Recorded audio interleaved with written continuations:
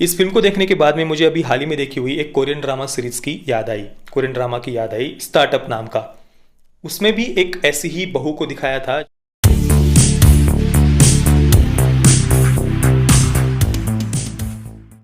ओम नारायण नारायण नारायण नारायण।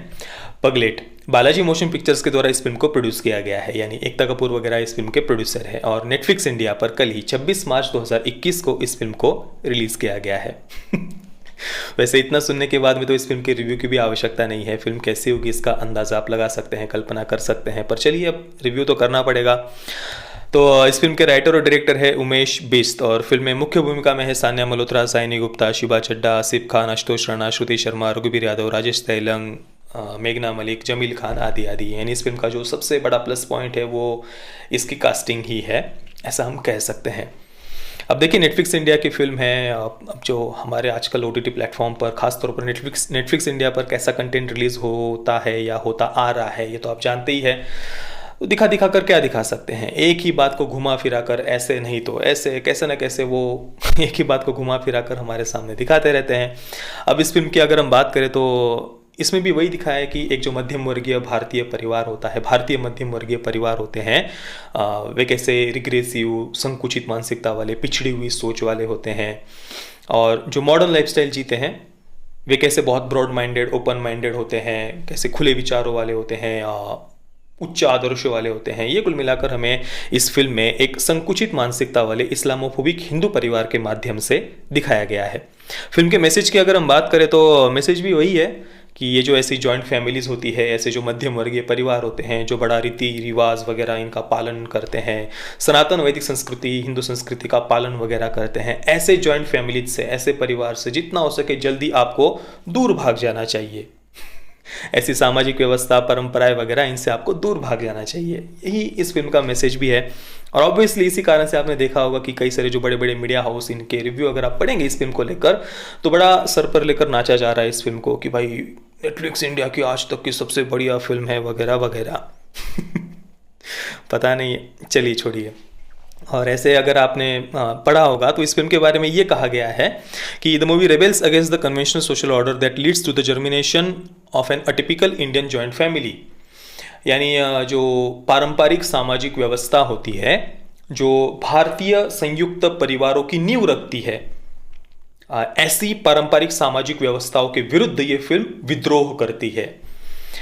जो पारंपरिक सामाजिक व्यवस्था है, जॉइंट फैमिलीज की नींव होती है, बेस होती है, या जिनके कारण जॉइंट फैमिलीज का क्या कहते हैं, जर्मिनेशन, अंकुरण होता है, या उनसे जॉइंट फैमिलीज बनती है, उनका बेस जो पारंपरिक सामाजिक व्यवस्था होती है, उन सामाजिक व्यवस्थाएं, परंपराओं के विरुद्ध ये फिल्म विद्रोह करती है। ये कुल मिलाकर इस फिल्म का पूरा सार है। वैसे इस फिल्म का जो एंडिंग था वो थोड़ा सा हमें अच्छा फील करवाता है, क्योंकि यहाँ पर जो बहू का कैरेक्टर है जो सान्या मल्होत्रा ने प्ले किया है, संध्या का, वो एक अच्छा निर्णय लेता है कि उसके जो ससुर है, आशुतोष राणा ने जो कैरेक्टर प्ले किया है, उस ससुर के लिए वो 50 लाख रुपए का चेक वहाँ पर छोड़ कर जाती है, जो उसे उसके पति के डेथ के बाद इंश्योरेंस से मिले हुए होते हैं। तो वो पैसे वो अपने ससुर के लिए छोड़ कर जाती है चेक के द्वारा। और वैसे भी वो जो ससुर का कैरेक्टर है आशुतोष राणा का, वही एक सेंसिबल कैरेक्टर हमें लगता है नाजिया के अलावा। नाजिया और वो जो ससुर का कैरेक्टर, ये दो ही कैरेक्टर पूरी फिल्म में हमें थोड़ा सेंसिबल लगते हैं।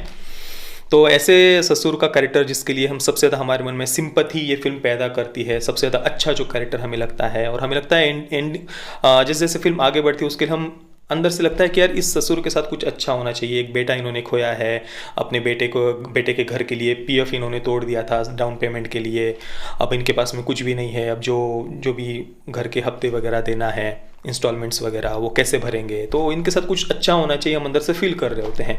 तो वो जो बहू का कैरेक्टर है वो एंडिंग में इनके लिए 50 लाख छोड़ कर जाता है, तो थोड़ा सा हम एंडिंग में अच्छा फील करते हैं। पर फिर भी हम इस फिल्म के लिए कुछ अच्छा ओपिनियन हमारे अंदर नहीं बना पाते उस एंडिंग को देखकर भी, क्योंकि उसके पहले इस पूरी फिल्म के दौरान ये फिल्म हमें इतना ज़्यादा टॉर्चर करती है, इतना टॉर्चर करती है, इतनी गंद ये फिल्म फैलाती है, इतना डिसगस्टेड हम इस फिल्म को देखते हुए समय फील करते हैं कि फिर वो एंडिंग का थोड़ा बहुत जो एक फील गुड वाला कुछ हमारा अनुभव होता है वो भी कुछ काम नहीं कर पाता। उस एंडिंग को देखकर भी हम इस फिल्म के बारे में कुछ अच्छा ओपिनियन नहीं बना पाते। अब ऐसा क्या दिखाया है इस फिल्म में?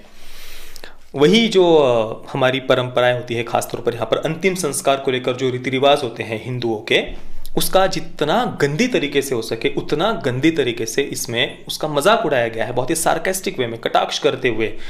वो ऐसे रीति रिवाज परंपराएं कैसे पिछड़ी हुई सोच वाली होती है, रिग्रेसिव होती है, या उनका खुलकर नहीं पर एक सटल वे में, सार्केस्टिक वे में उनका मजाक उड़ाया गया। और उसे देखकर हम सच में अंदर से इतना गंदा फील करते, इतना डिसगस्टेड फील करते हैं कि कोई ऐसे कैसे दिखा सकता है।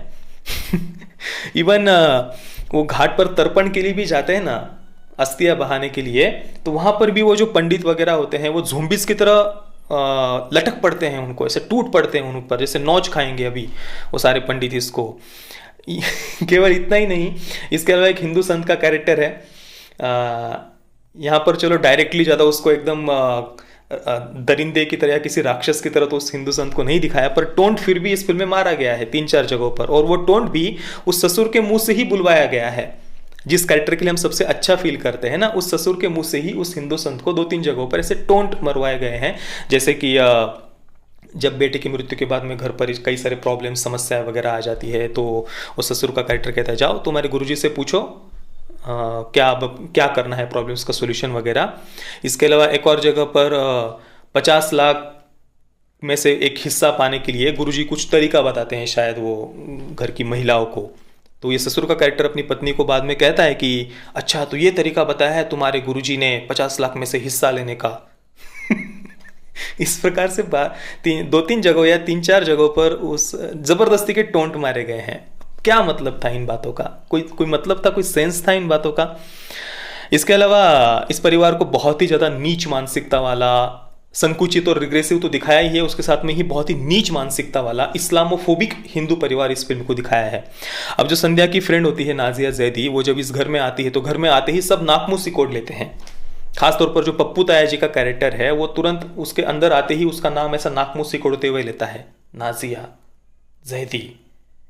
और जो ससुर सबसे अच्छा जिस कैरेक्टर को हम कहते हैं, वो भी उस पर कुछ नहीं बोलता। यानी ये पूरा का पूरा परिवार ही ऐसे घिनौनी नीच मानसिकता वाला ये परिवार है।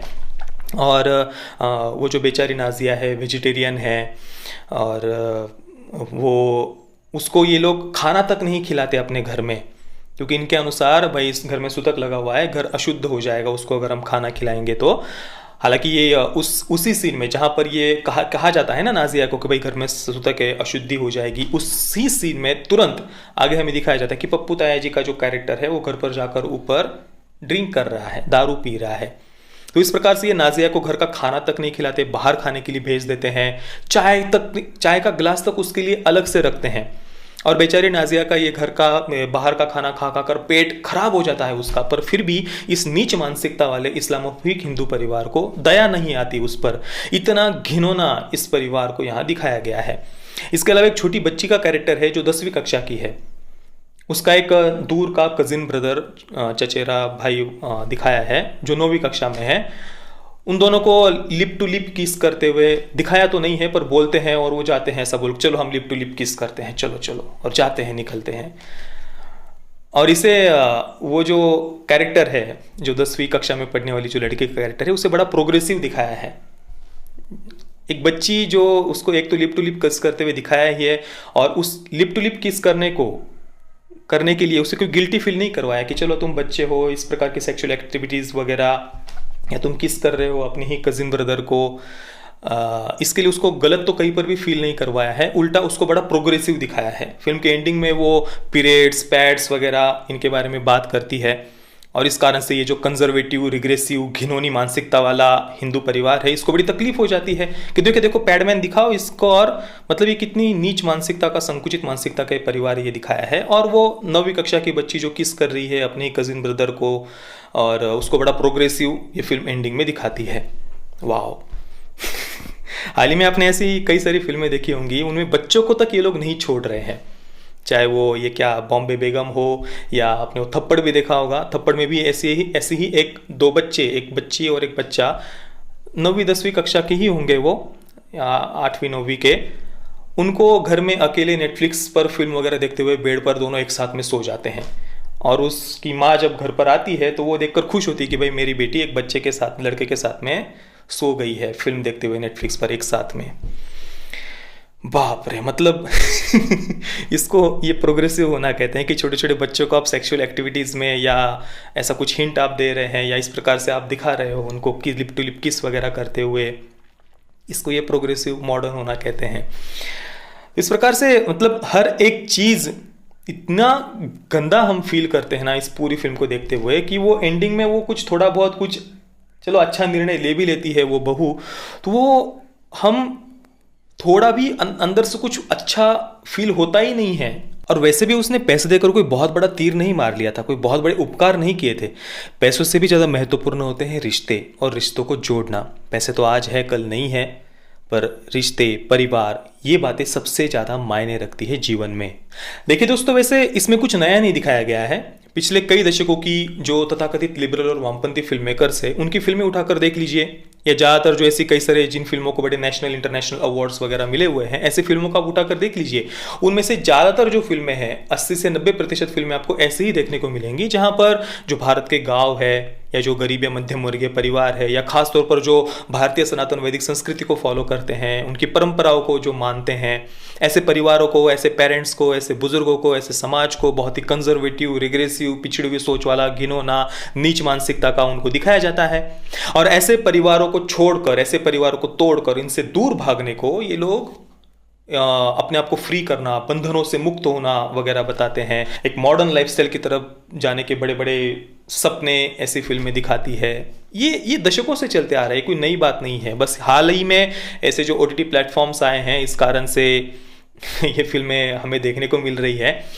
जब OTT प्लेटफॉर्म्स नहीं थे तब आर्ट फिल्म्स के नाम पर कुछ सिलेक्टेड ऐसे स्क्रीन्स पर भारत में ये फिल्म्स रिलीज होती थी। ज़्यादा लोग इनको देख नहीं पाते थे, इसलिए लोगों को पता नहीं चलता था। बस इतना ही फ़र्क है। ये तो पहले भी ऐसी फिल्में बनती थी, आर्ट फिल्म्स के नाम पर ये सब दिखाया जाता था पहले भी, अभी OTT प्लेटफॉर्म से, इसलिए ऐसा कंटेंट ज़्यादा बन रहा है और लोगों को इजीली अवेलेबल है। इस फिल्म को देखने के बाद में मुझे अभी हाल ही में देखी हुई एक कोरियन ड्रामा सीरीज़ की याद आई, कोरियन ड्रामा की याद आई, स्टार्टअप नाम का। उसमें भी एक ऐसी ही बहू को दिखाया था जो अपने पति को सपोर्ट नहीं करती है, बड़ी एक मॉडर्न लाइफस्टाइल जीना चाहती है। इस कारण से वो अपने पति को छोड़ देती है, दूसरी शादी कर लेती है और बड़े उस अमीर पति के साथ में रहने लगती है। ऐसे समय में वो जो उसकी सास होती है उस बहू की, वो एक सीन में कहती भी है कि भाई मैंने तो अपने बेटे को पहले ही कहा था कि ऐसे लड़के के साथ में शादी मत कर तू, और उस सास को सही दिखाया वो कहते हुए। बाद में उस बहू को अपनी गलती का एहसास होता है, अनुभव होता है कि मैंने जो अपने पति को छोड़ा था और ऐसे सो कॉल्ड मॉडर्न लाइफस्टाइल के लिए मैंने जो दूसरी शादी की थी वो मेरा निर्णय कैसे गलत था। ऐसे पैसे, बाहर की तामझाम, ये मॉडर्न लाइफस्टाइल, ये सब दिखावे की बातें होती है, ये अंदर की शांति हमें नहीं देती है ये सब बातें। और वो बहू जिसने दूसरी शादी की थी वो उस दूसरी शादी को तोड़कर, छोड़कर उस दूसरे पति को वापस से अपनी सास के पास आती है और सास की सेवा करती है। ये एक कोरियन ड्रामा में दिखाया गया था। आप इमेजिन कर सकते हैं कि भारत की किसी फिल्म में ये दिखाया गया होगा, दिखाया जा सकता है आज के समय में? आप इमेजिन भी नहीं कर सकते। हाँ, 70-80 के दशक में शायद कुछ ऐसी इक्का दुक्का फिल्में आपको देखने को मिल जाएंगी, पर आजकल तो भाई हम इतने ज़्यादा मॉडर्न होते जा रहे हैं, प्रोग्रेसिव, सो कॉल्ड प्रोग्रेसिव होते जा रहे हैं कि ऐसे फैमिली वैल्यूज़, पारिवारिक मूल्य या बाहरी तामझाम को छोड़कर अंदर की शांति को महत्व देना, अंदर के सद्गुणों को महत्व देना, ये बातें तो हमको देखने को ही नहीं मिल रही। पर ये संयम, सदाचार, परंपराएं, परिवार, इनको तोड़कर एक सेक्सुअल लिबरेशन की तरफ भागना, सो कॉल्ड फ्रीडम की तरफ भागना, यही ज़्यादातर फिल्मों में दिखाया जाता है। हालांकि इस फिल्म में जो बहू दिखाई है जिसके पति की मृत्यु हो चुकी है, वो अकेले जीना चाहती है, जॉब करना चाहती है, दूसरा विवाह करना चाहती है। इससे किसी को कोई प्रॉब्लम नहीं है, वो जो करना चाहे वो कर सकती है, उससे कोई प्रॉब्लम होने का किसी को प्रश्न ही नहीं उठता। पर क्या इस फिल्म का उद्देश्य बस इतना ही था? नहीं। इस फिल्म का उद्देश्य मूल यही था कि जो जॉइंट फैमिलीज है, सामाजिक व्यवस्थाएं हैं, परंपराएं हैं, रीति रिवाज है, उनको बहुत ही ज़्यादा घिनौने तरीके से दिखाना, रिग्रेसिव दिखाना, उनके विरुद्ध हमारे मन में एक द्वेष और विष के बीज बोना, ये कुल मिलाकर इस फिल्म का मुख्य उद्देश्य लगता है। और पति की मृत्यु के बाद में ये जो बहू का कैरेक्टर है सानिया मल्होत्रा का, वो जिस प्रकार का बर्ताव करता है, मतलब आपने वो ट्रेलर में, तो जिन्होंने फिल्म नहीं भी देखी है, ट्रेलर में आपने देखा ही होगा, क्या मतलब मुझे पेप्सी चाहिए, ये मुझे तो ये खाना है, मुझे तो अंदर से कुछ फील ही नहीं हो रहा, वगैरह वगैरह।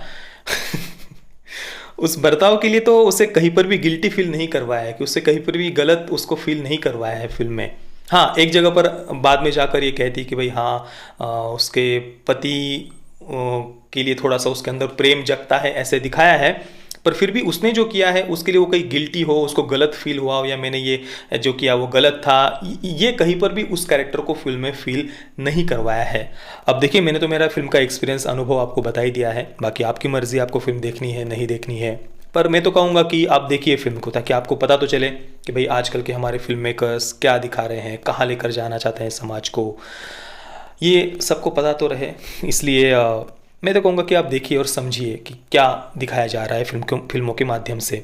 मैं पगलेट को दूंगा 3 out of 10 stars. Parental guidance की बात करें तो फिल्म में कोई सेक्स, न्यूडिटी, वायलेंस वगैरह ऐसा कुछ नहीं था, ड्रिंक्स वगैरह के सीन है फिल्म में, पर कुछ ऐसी ही विचित्र और वाहियात बातें फिल्म में कही गई कि मैं तो सजेस्ट नहीं करूँगा कि आप फैमिली के साथ में देखें या ख़ासतौर पर बच्चों के साथ में देखें। ये कम से कम मैं तो सजेस्ट नहीं करूँगा। बाकी आपने अगर इस फिल्म को देखा है तो आपका एक्सपीरियंस कैसा रहा, मुझे अपनी नीचे कमेंट में ज़रूर बताइए। जय श्री राम, वंदे मातरम।